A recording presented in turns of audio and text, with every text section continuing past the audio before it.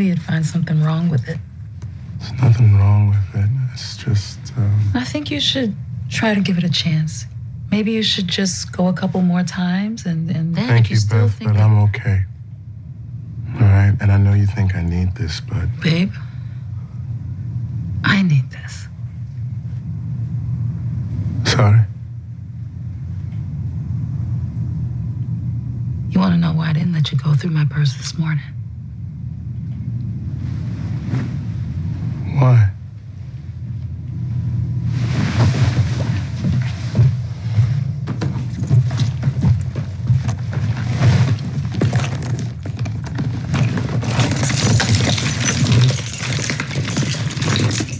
You bought Annie the iPhone. It's a bottle of pepper spray. Because sometimes I have to lock up the studio alone at night. And that didn't used to bother me, but now it does.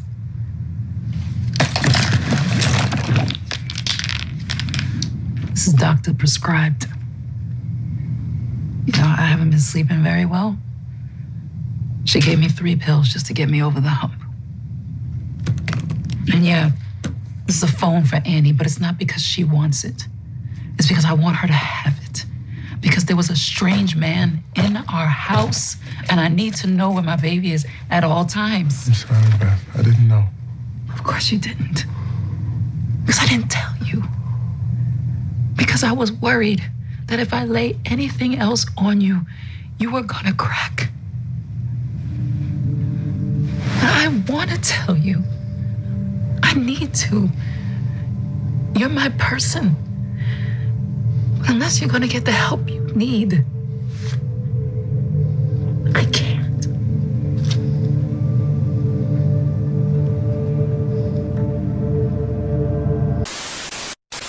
All right, so for this scene, how we got to this point was someone broke into their house, and then I believe Beth and the girls were out the house at this time. I don't fully remember the scene. Randall got into it with the robber, and then he got himself hurt. But when I saw this clip, it reminded me of something me and my wife went through, where she told me something maybe a year later when she was going through something. And when she told me, I don't want to say I was hurt, but I was surprised. And I was like, as Beth says, like, I thought I'm your person where you can share all this stuff with me. And we sat and we talked about it. And what she told me was like she was embarrassed. And after finding out what it actually was, I'm like, it was nothing to be embarrassed about. I'm like, I could have helped you through that, where I could have changed some things on my end to help you transition better to whatever it is that you're doing, going through that. See, for me, I do like to share things with my wife so she knows what's going on. So if something does happen, she has all the information.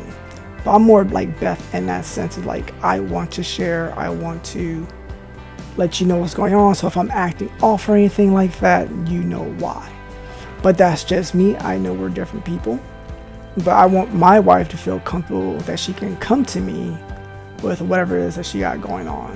I can understand she don't want to share in the moment, but me, this is just for me because I know how I go through and I deal with things.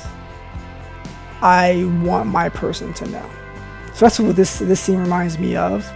And I like how Beth was upfront with Randall, even though because he deals with a lot of anxiety and he felt like he has a lot on his plate.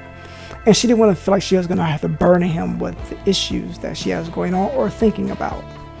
So, and I like how he was very receptive to the information that she was trying to give him. Now, somebodies, here in our channel, we have done a few episodes of couples therapy, and number one, you got to find the right therapist, okay? Because if you do find the right one, then number two, then you get to a point that you're, even if it's slow, you're able to build that trust with your therapist, and that's what you need to finally get to open up and get deep in there within the issues.